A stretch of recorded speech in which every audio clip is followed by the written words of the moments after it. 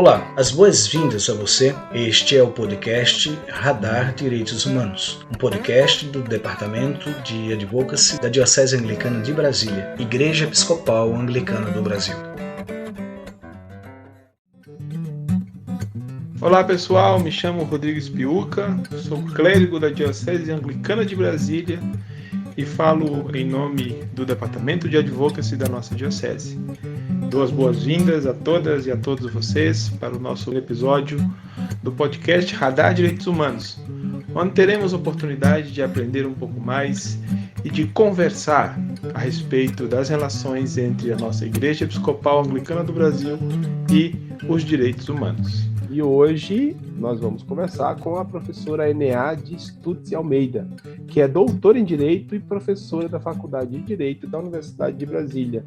E o tema do nosso encontro será Anistia e Terrorismo no Brasil. Seja bem-vinda, professora Enea, ao nosso podcast. É uma grande alegria ter a senhora conosco. Muito obrigada, reverendo Rodrigo. É sempre uma alegria participar desse importante serviço à Igreja e a todas as pessoas interessadas na temática da defesa dos direitos humanos. Vamos começar conversando sobre o conceito de anistia para nós aqui na sociedade brasileira?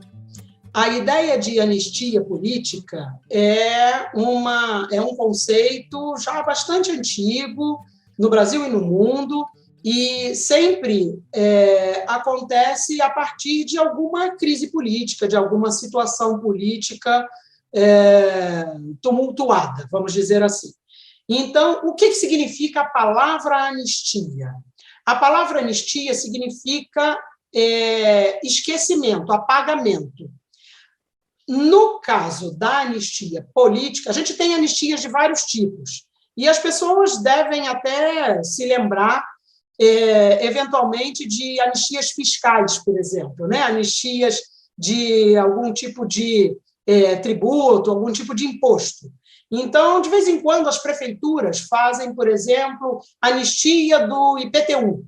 Então, quem está devendo, e aí fica apagada aquela dívida e vida que segue. Então, a ideia de anistia é o apagamento. No caso da anistia política, a gente tem dois tipos de anistia. O apagamento do fato em si, como lá no caso de dívida tributária, né? Do imposto, a dívida do imposto, então o imposto que não foi pago, aí isso é esquecido. O fato de não ter sido pago o imposto é esquecido, e a pessoa não é mais devedora.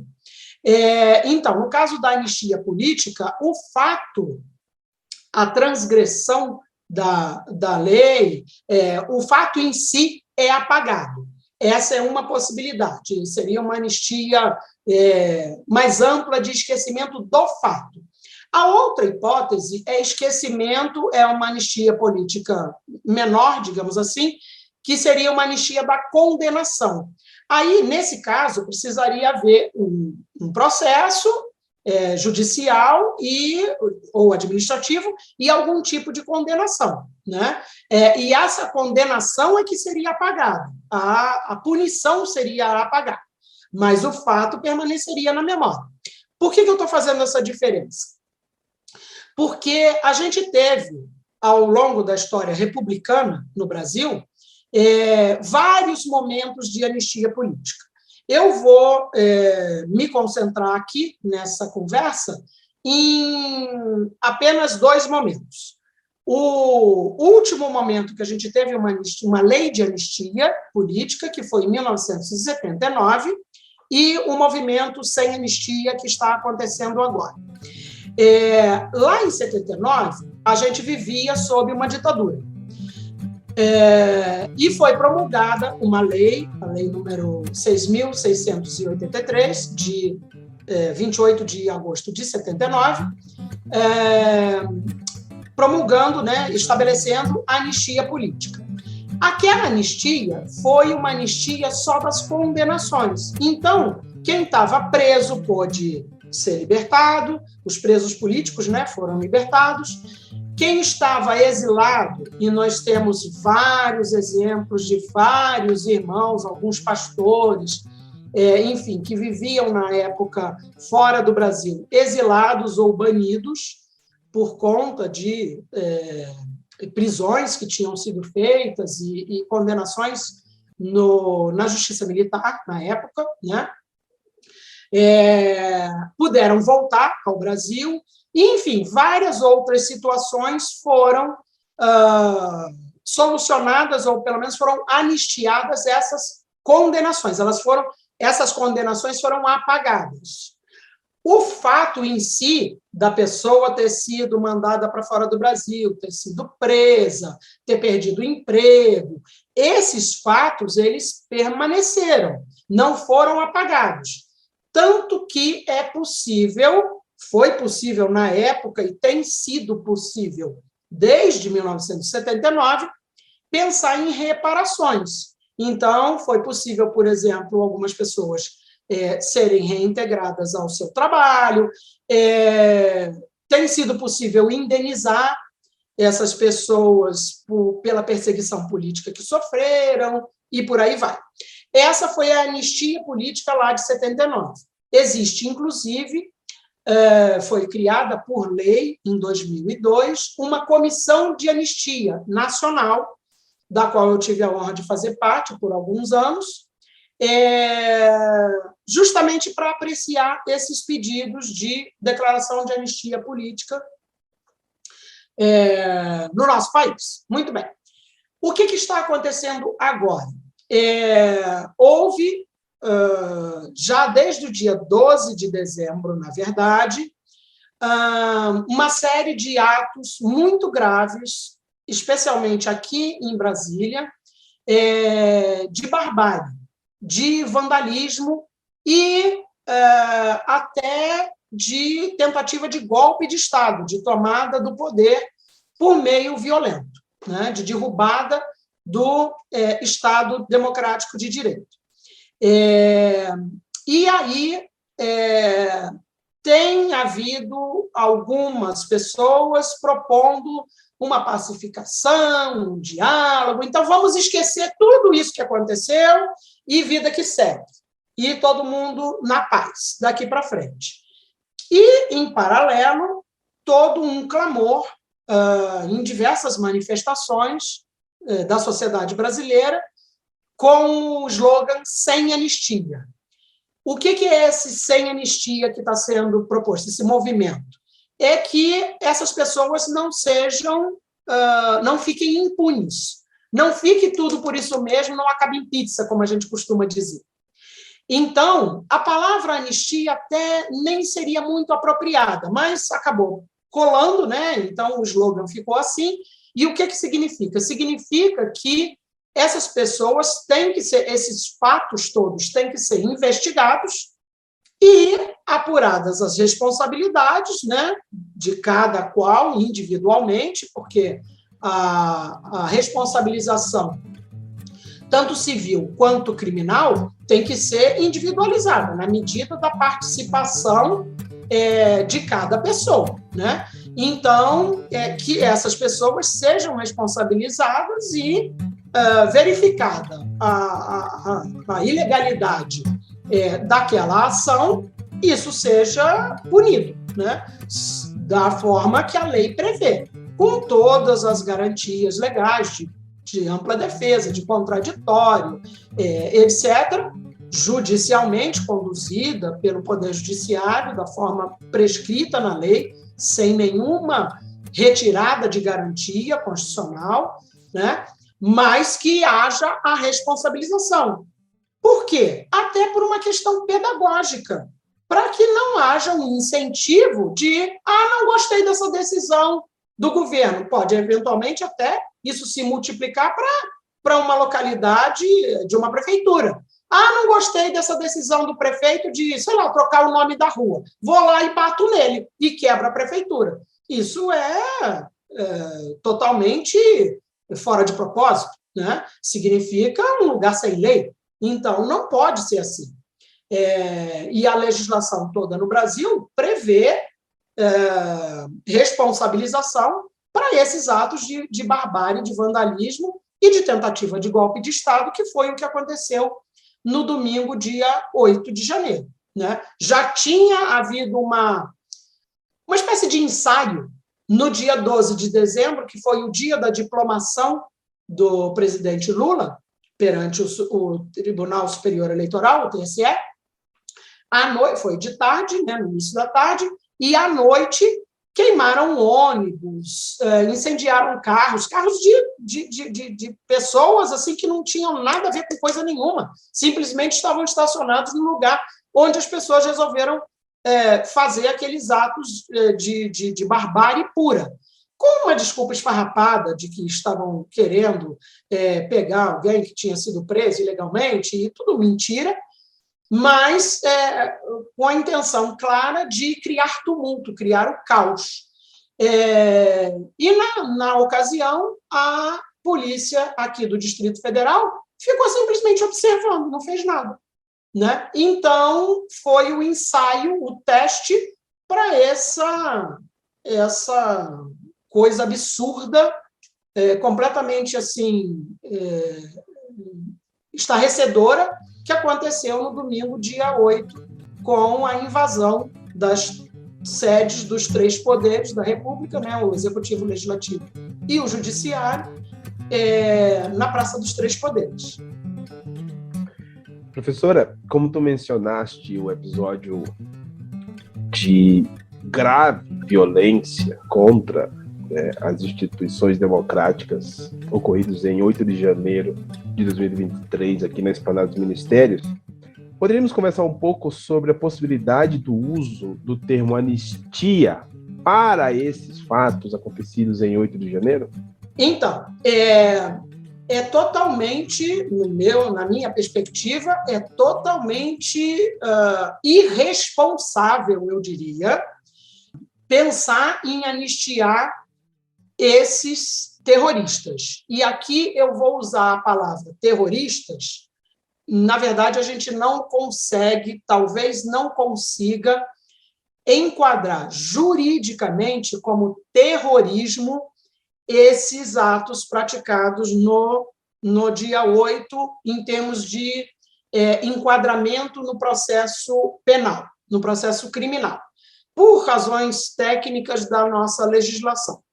Mas são atos, vamos dizer, análogos ao terrorismo, isso sim, é possível, perfeitamente possível chamar assim, e não o atual governo, né, o governo do presidente Lula, que teria que caberia a ele, a esse governo federal, fazer uma lei de anistia ou um decreto de anistia para esquecer esses fatos, esses atos terroristas.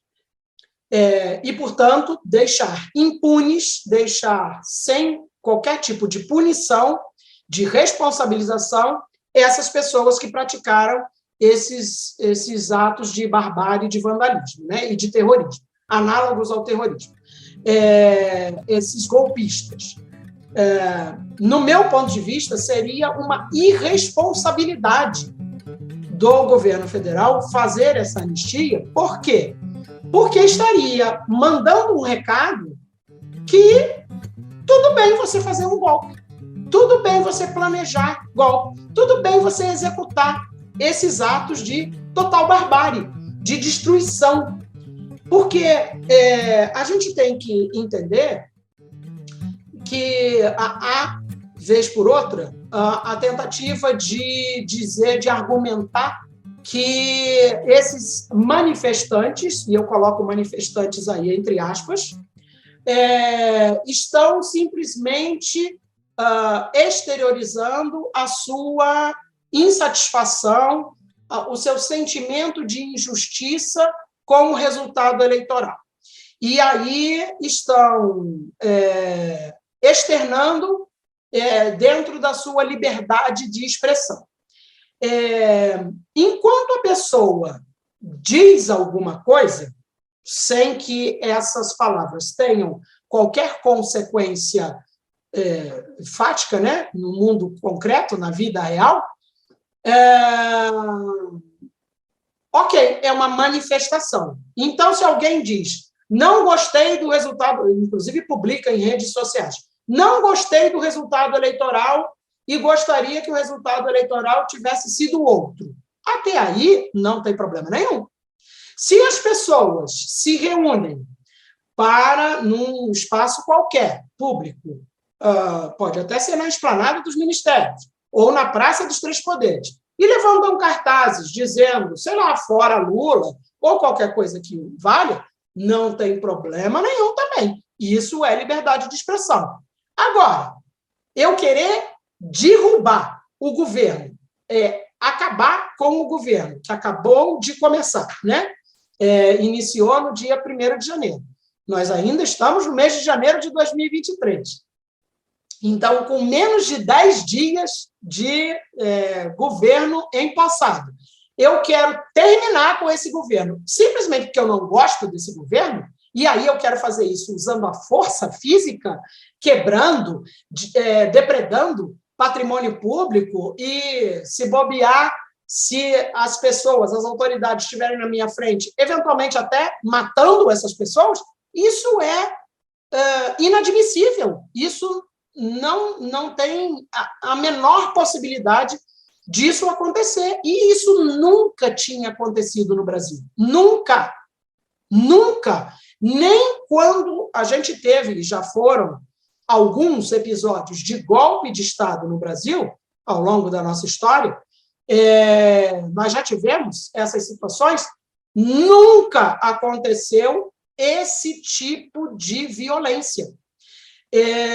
Então, foi uma tentativa de ódio explícito e de violência e de depredação de patrimônio público, que, inclusive, o próprio argumento, o Lula é ladrão e não pode ser presidente. Aí eu vou lá e roubo coisas do patrimônio público? Isso não faz sentido nenhum, não tem lógica nenhuma.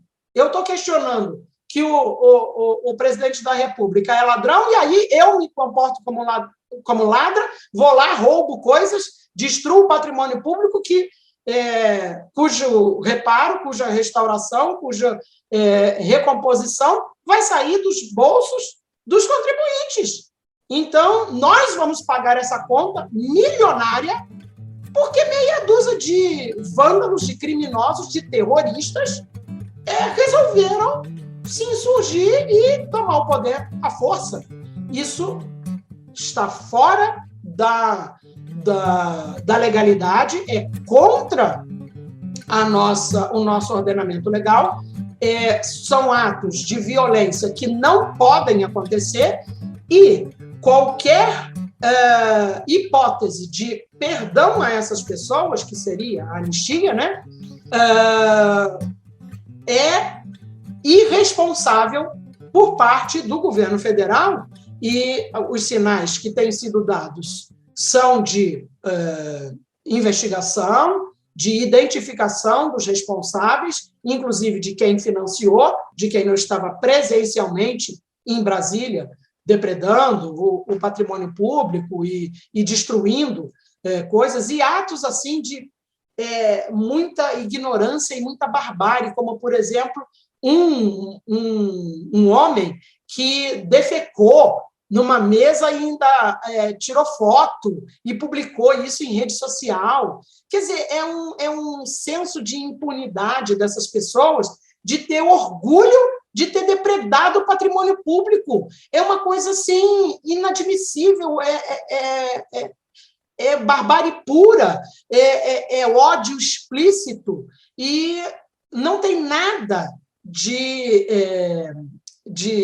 conforme a lei nesses atos, não tem nada de legal no sentido de conforme a nossa legislação, de liberdade de expressão. Não, isso é crime.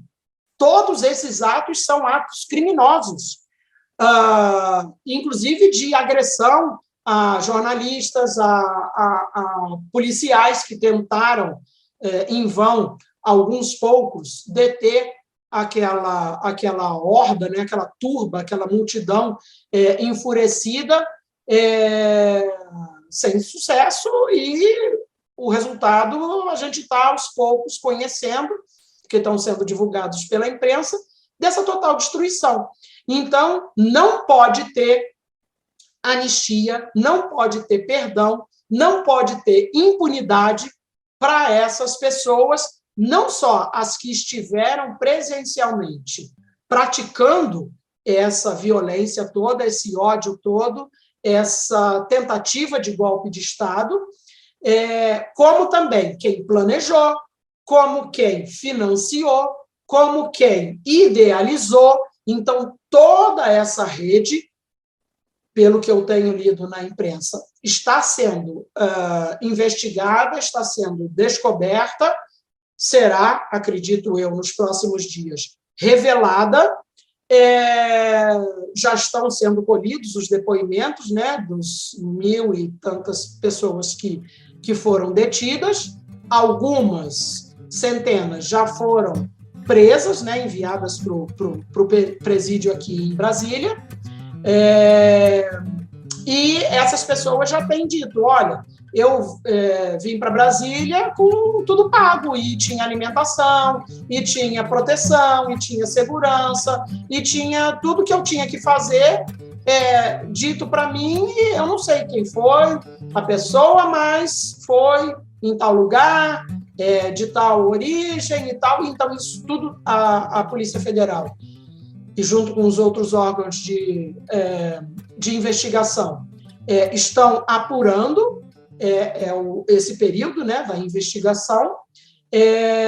Depois, essas pessoas serão identificadas, algumas já foram, já têm acontecido alguns mandados de prisão que estão sendo executados, né, de outras pessoas, para além daquelas que participaram efetivamente, presencialmente, desses atos criminosos, desses atos terroristas, e nós vamos ficar sabendo, e as responsabilidades serão apuradas e, espero, sejam punidas, porque anistiar essas pessoas, ou seja, deixá-las impunes, seria um convite para o Brasil virar terra sem lei. E aí a gente ia voltar lá para a antiguidade da lei do mais forte, né? Então, quem for mais forte vai fazer valer a sua vontade. E os mais fracos, os mais vulneráveis, vão ter sempre que se subordinar, que se submeter, e não vão ter a quem recorrer. É exatamente para isso que existe todo um ordenamento jurídico, toda uma estrutura da legislação, a Constituição, enfim, todas as leis, para que a única forma de violência admitida seja feita pelo Estado, e assim mesmo dentro dos limites da lei. Então, o Estado,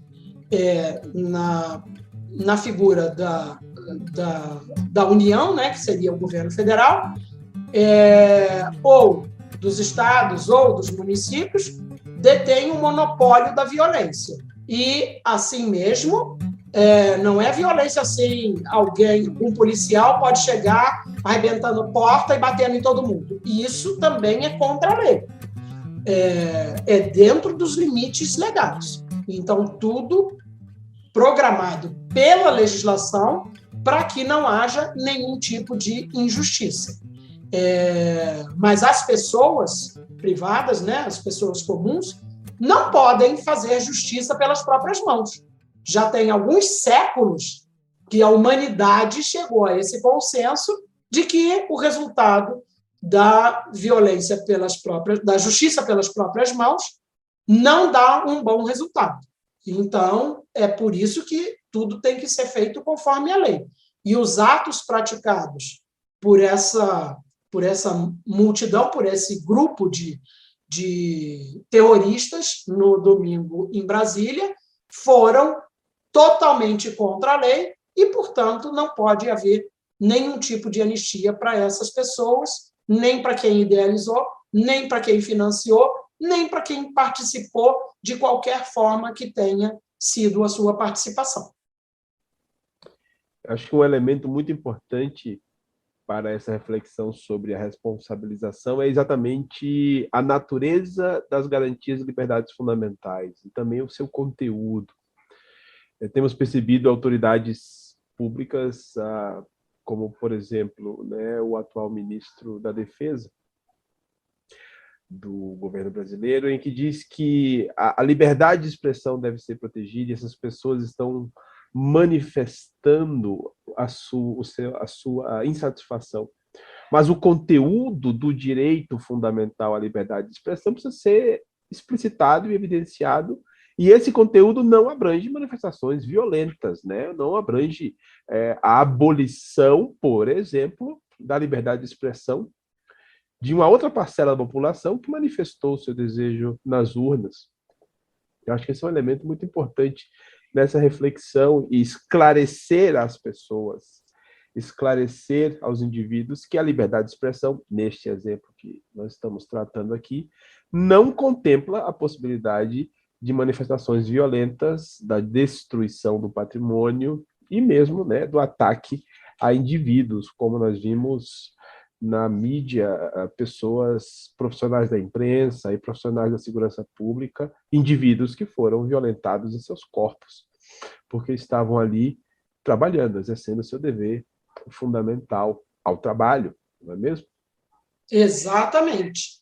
Então, enquanto há manifestação de indignação ou de contrariedade, enfim, é pacífica, então, se simplesmente as pessoas estão dizendo: olha, não gostei do resultado da eleição, olha, acho que o Lula é ladrão, olha, acho que ele não devia ser o presidente, acho que a população a população brasileira que votou nele está errada e vai ser um desastre. Tudo isso é permitido pela nossa legislação e é, sim, liberdade de expressão e de manifestação. Agora, o simples fato das pessoas irem, como aconteceu no Brasil inteiro, para a frente de quartéis ou de batalhões, enfim, de instalações militares nas diferentes localidades do Brasil, para pedir que os militares saiam dos quartéis, o que tem sido chamado por essas pessoas, por esses grupos de intervenção militar, muitas vezes até com o adjetivo intervenção militar constitucional. Intervenção militar constitucional não existe. O que existe na Constituição é o que está acontecendo, por exemplo, agora em Brasília. Intervenção federal, no caso de Brasília, como já aconteceu no Rio de Janeiro também, apenas num setor, que é na segurança pública. Então, a intervenção federal, houve um decreto no próprio domingo, dia 8, de intervenção federal na segurança pública do Distrito Federal. E isso está previsto na nossa Constituição, na nossa legislação.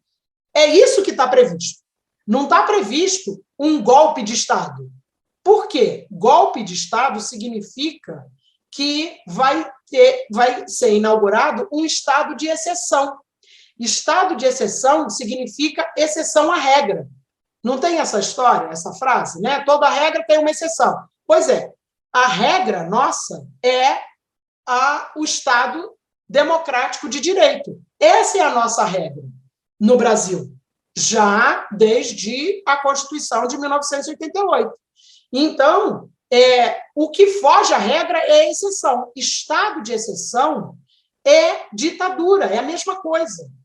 Estado de exceção é a mesma coisa que ditadura. Então, o que essas pessoas estavam indo à frente das instalações militares, num espaço geográfico, físico, que era de jurisdição, de competência, de, enfim, segurança e movimentação, âmbito militar, um espaço militar. Estavam acampadas pedindo: eu quero uma ditadura militar, soldados, enfim, militares, saiam daí dos quartéis e ocupem as ruas, ocupem os espaços de poder, no caso, aqui em Brasília, poder executivo, poder legislativo, poder judiciário.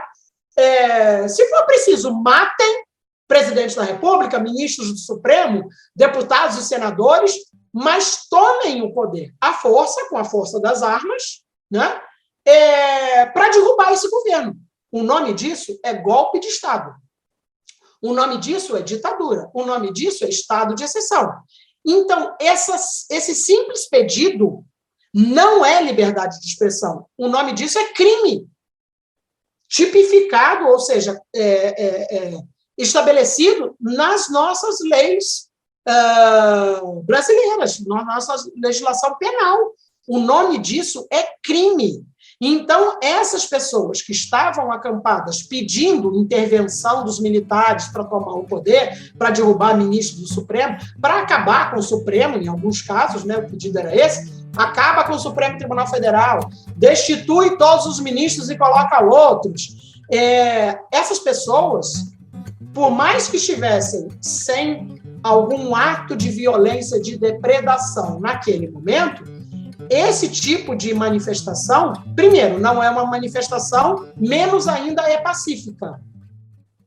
Não é porque não estavam quebrando nada que eu vou dizer que é pacífica. Eu vou dizer que é pacífica se é apenas uma manifestação da liberdade de expressão. Então, levantar um cartaz, fora Lula, fora Supremo, aí é simplesmente uma manifestação. Eu estou levantando um cartaz. Agora, se eu acampo na frente de uma instalação militar e fico incitando as Forças Armadas para agirem com força, com violência, com uso de armas, para derrubar um governo legitimamente eleito e legitimamente empossado, isto, por si só, é crime.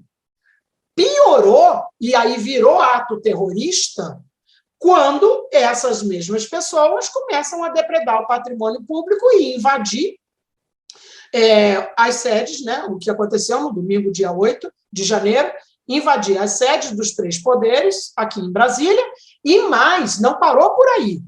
Havia toda uma convocação em diferentes lugares do Brasil para a ocupação de entradas e acessos, né, às refinarias, para impedir o trânsito de caminhões de combustível, porque o objetivo, além de criar obstáculos nas estradas, nas rodovias federais, porque o objetivo era impedir o abastecimento de combustível, e ontem nós ficamos sabendo, pela imprensa, que houve a derrubada de torres de energia, tanto no Paraná quanto em Rondônia, porque o objetivo desse grupo era criar o caos. Então, se você estrangula o abastecimento de combustível, se você corta a energia elétrica, e se você ocupa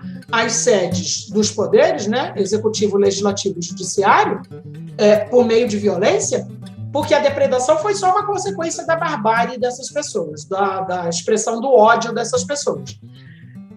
Mas o fato criminoso mais preocupante foi a intenção de fazer um golpe de Estado. Intenção essa fracassada, graças a Deus, mas houve essa tentativa. Então, isso é absolutamente imperdoável. E não se trata nem de liberdade de expressão, nem de nada pacífico, e nem de alguma manifestação de indignação com resultado eleitoral, porque as pessoas partiram para ações concretas para concretizar nesse vandalismo todo o seu ódio. E o ódio não pode ser alimentado e nem incentivado, porque isso é contra a lei e isso não dá bom resultado. O resultado do ódio é o caos, é a barbárie e é a violência. E isso ninguém quer. Então, não se trata em absoluto de nenhuma forma de liberdade de expressão, porque se trata, na verdade, de crime. Essas pessoas são criminosas. Essas pessoas são, como eles mesmos gostam de dizer, né? Bandido bom e bandido morto, eles são bandidos. Então, eu não concordo, em hipótese nenhuma, com essa afirmação de que bandido bom é bandido morto. Bandidos, ou seja, pessoas criminosas, têm que ser tratados como tais, ou seja, como criminosas. E os criminosos têm que ter o rigor da lei, mas também a proteção da lei. Então, tem que ser tratadas como seres humanos. Então, tem que ter alimentação adequada, tem que ter a custódia, né, do Estado. Então, não podem ficar em locais insalubres, como fica a maior parte da nossa população carcerária, inclusive, que não tem acesso à defesa, porque não podem custear advogados de defesa, e aí as defensorias públicas não dão conta de tanta gente, e então muitas vezes ficam em locais totalmente insalubres, adoecem, não têm uma assistência médica, porque também o SUS foi totalmente sucateado, então o Estado não consegue nem providenciar atendimento de saúde. Enfim, tudo isso está sendo, inclusive, feito com essas pessoas que foram presas no dia 8 ou no dia 9, e ainda assim eles estão reclamando, dizendo que estão sendo maltratados e tal. Como disse o ministro Alexandre de Moraes, parece que eles querem transformar prisão em colônia de férias, e prisão é prisão. Então, tem uma série de restrições, principalmente a liberdade de ir e vir, porque é disso que se trata uma prisão, é a restrição da liberdade. Por que vai restringir a liberdade? Porque você, no uso da sua liberdade de ir e vir, cometeu crime. E esse crime é punido com a restrição da liberdade. Então, é isso que você não está pedindo que a lei seja imposta, é a lei que está sendo imposta. Essas pessoas são criminosas, não são manifestantes, são criminosas, e no caso do dia 8 de janeiro de 2023, mais do que criminosas, são terroristas. Queriam ser bem-sucedidas num golpe de Estado. Golpe de Estado não pode ser aceito, porque é totalmente contra a nossa legislação. E partindo da premissa, professora, que a religião é um elemento socialmente estruturante, tanto coletiva quanto individualmente, o que nós poderíamos refletir acerca do papel das organizações religiosas para a garantia, não apenas da ordem pública, mas para a garantia da ordem democrática? Eu acho que o papel das organizações religiosas, das igrejas, enfim, é absolutamente fundamental, em especial nesse contexto, porque um dos slogans desse grupo de terroristas é justamente Deus, Pátria e Família. Então, começa com o aspecto religioso, né? Então, o que eu entendo que é muito necessário que as igrejas, as organizações religiosas, de uma forma geral, reflitam com as suas comunidades. Primeiro, esclarecer, né? Acho que nesse ponto o podcast faz um trabalho absolutamente essencial, fundamental e de grande excelência, porque traz a oportunidade de esclarecer as coisas. Então, colocar as coisas nos seus devidos lugares. O que é terrorismo, o que é anistia, o que é golpe de Estado, o que é manifestação dentro da liberdade de expressão, enfim, as coisas do jeito que elas são previstas no nosso ordenamento jurídico, e não é uma coisa do Brasil. No mundo ocidental inteiro é assim que funciona, porque a gente parte do pressuposto que queremos viver em países democráticos, né? Então, a primeira reflexão necessária é justamente a parte da conversa, do debate, para o esclarecimento e, eventualmente, sanar algum tipo de dúvida, algum tipo de confusão que exista na cabeça de alguém, de muito boa fé, querendo apenas esclarecimento. Num segundo momento, é particularmente importante o papel das organizações religiosas, justamente por esse momento de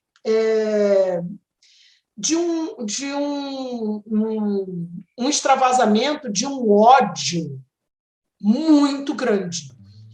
Então, as organizações religiosas, qualquer que seja a organização religiosa, pela sua própria natureza, ela não apregoa o ódio. Muito ao contrário, apregoa justamente o amor, né? Apregoa justamente a paz, a justiça, a esperança. Nessas bases é que as organizações religiosas, quaisquer que sejam, se estabelecem. E é muito importante que a gente reflita nas nossas comunidades que é importante ouvir o outro, é importante conversar com o outro, é importante acolher a diversidade, é importante estar no mesmo espaço e conversar com opiniões diferentes e, principalmente, respeitar as opiniões divergentes das nossas. Respeitar significa respeitar mesmo que aquela opinião seja, ou que aquela postura seja minoritária. E é disso que se trata. Essas pessoas que fizeram esses atos todos, com, supostamente, essa alegação de serem cidadãos de bem, de serem patriotas, de quererem que esteja, acima de tudo, Deus, pátria e família, querem qualquer coisa menos isso que estão dizendo. Por quê? Porque não estão respeitando a opinião dos outros, que foi manifestada nas urnas, que foi manifestada no processo eleitoral, absolutamente limpo, transparente e legítimo. Assegurada essa legitimidade e essa correção, inclusive por organismos internacionais, que acompanharam todo o processo de perto, né? Então, simplesmente não aceitam. É mais ou menos como acontece, às vezes, com crianças. Por exemplo, num jogo de futebol de crianças, alguém é dono da bola, né? Aí, mas eu não fiz gol, o meu time está perdendo, então eu não gostei desse resultado, então a bola é minha, eu pego, levo para casa e não tem mais jogo de futebol.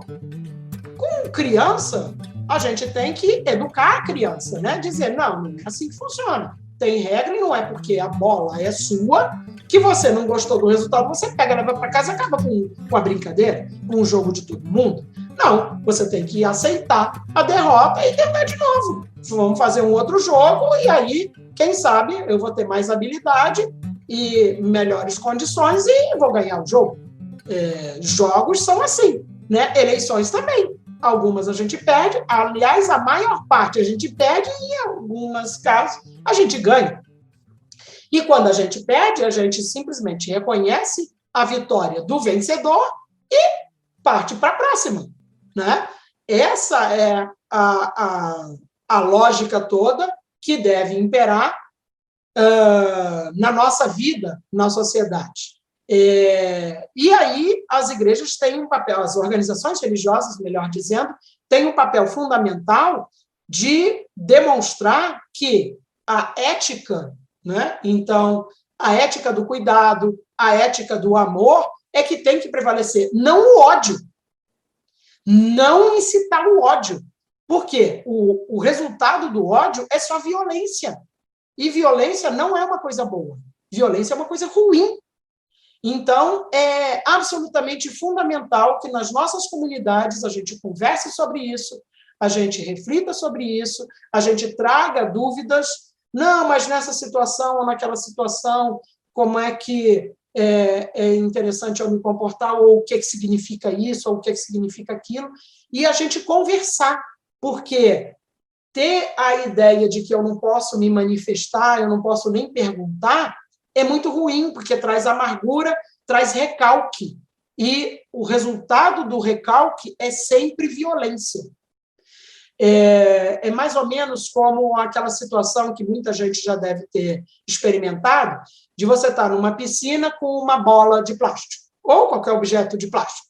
E aí você submerge esse objeto de plástico e fica segurando embaixo na piscina.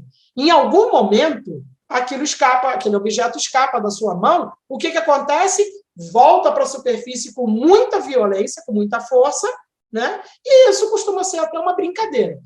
Essa é a melhor ilustração que eu consigo encontrar para essa figura do recalque. Recalque é isso, é a gente guardar lá no fundinho, querer esconder lá no fundinho alguma coisa que fez mal para a gente, que amargurou a gente, que causou esse sentimento de justiça, a gente guarda lá no fundo.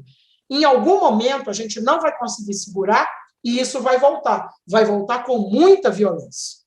E aí a gente acaba tendo atos impensados que, muitas vezes, a gente se arrepende depois. Por quê? Porque aquilo explodiu de uma forma que a gente não conseguiu segurar. Então, isso não pode acontecer. Se a gente tem que trabalhar, tem que conversar, tem que exteriorizar enquanto a gente consegue conversar e respeitar a opinião do outro. Nesse momento, o papel das organizações religiosas é absolutamente fundamental para criar esses espaços seguros de conversa, de diálogo, de esclarecimento e, principalmente, de respeito. Respeito a opiniões contrárias, respeito à diversidade, respeito à pluralidade de ideias, de uma maneira pacífica e de uma maneira que a gente consiga conviver